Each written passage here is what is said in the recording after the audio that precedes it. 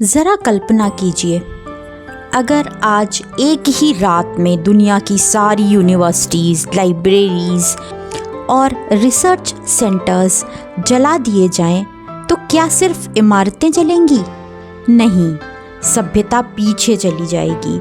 इंसान फिर से अंधकार की ओर लौट जाएगा। आज से लगभग 800 साल पहले भारत में ठीक यही हुआ था।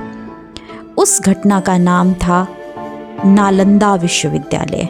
नमस्कार दोस्तों, आज हम यूनिवर्सिटी को सिर्फ डिग्री लेने की जगह समझते हैं, लेकिन नालंदा डिग्री नहीं देता था, नालंदा सोच देता था। जहाँ शिक्षा का मतलब था जीवन को समझना। गुरु और शिष्य एक साथ रहते थे, एक परिवार की तरह। सुबह होती थी ध्यान से, दिन बीतता था अध्ययन में और रात जाती थी गहरे दार्शनिक वाद विवाद में। यहाँ सवाल पूछना अवज्ञा नहीं, सम्मान था। यही वजह थी कि सिर्फ भारत से ही नहीं, चीन, कोरिया, तिब्बत, श्रीलंका और दक्षिण पूर्व एशिया से हजारों छात्र नालंदा आते थे पढ़ने के लिए। नालंदा भारत की ही नहीं, दुनिया की पहली ग्लोबल यूनिवर्सिटी थी। नालंदा की असली ताकत उसकी इमारतें नहीं थीं, उसकी असली शक्ति थी ज्ञान। नालंदा की प्रसिद्ध लाइब्रेरी धर्मगंज कहलाती थी। 3 विशाल भवन, हजारों वर्षों का संग्रह, दर्शन, विज्ञान, गणित, खगोल शास्त्र, चिकित्सा, बौद्ध दर्शन और तर्कशास्त्र। इतनी किताबें थीं कि जब आग लगी तो कहा जाता है कि कई हफ्तों तक धुआं उठता रहा। सोचिए, कितनी सदियों की सोच उस धुएं में बदल गई होगी। अब कहानी एक मोड़ लेती है। 12वीं शताब्दी, भारत राजनीतिक रूप से कमजोर था। उसी समय एक आक्रांता नालंदा पहुंचा। नाम था बख्तियार खिलजी। जब उसकी सेना नालंदा पहुंची तो वहाँ ना कोई किला था, ना सैनिक, ना हथियार, सिर्फ भिक्षु थे और किताबें थीं। फिर भी विश्वविद्यालय को लूटा गया, साधुओं की हत्या की गई और लाइब्रेरी में आग लगा दी गई।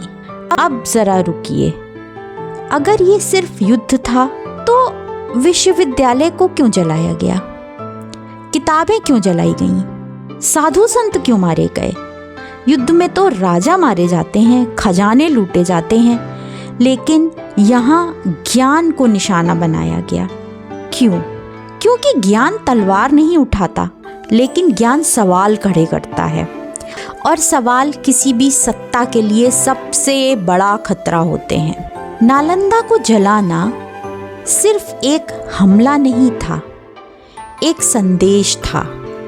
अगर सोचने वाले लोग खत्म कर दिए जाएं, तो आने वाली पीढ़ियां सवाल करना भूल जाएंगी।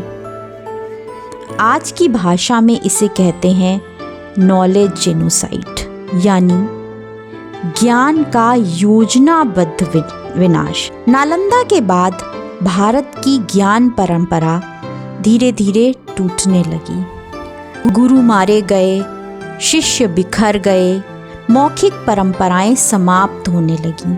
इसलिए आज हमें प्राचीन भारत का पूरा ज्ञान नहीं मिलता। कई ग्रंथ अधूरे हैं, कई शास्त्र सिर्फ नाम भर के बचे हैं। जो लिखते थे वो मारे गए, जो लिखा गया था वो जला दिया गया, जो बचा वो सिर्फ टुकड़े हैं, पूरा चित्र नहीं। अब एक दृश्य के बारे में सोचते हैं। रात का समय है, लाइब्रेरी जल रही है, आसमान धुएं से भरा हुआ है। एक वृद्ध आचार्य एक किताब को सीने से लगाए खड़े हैं। वो जानते हैं आज किताब जलेगी, लेकिन विचार कभी भी नहीं जल सकते।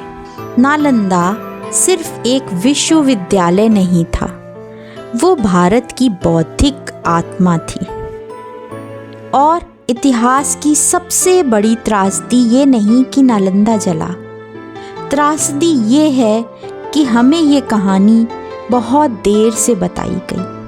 अगर आपको आज का वीडियो अच्छा लगा तो हमारे चैनल को सब्सक्राइब कर लें, लाइक कर दें और अपने दोस्तों के साथ शेयर करें। मिलते हैं अपने नेक्स्ट वीडियो में, तब तक के लिए नमस्कार।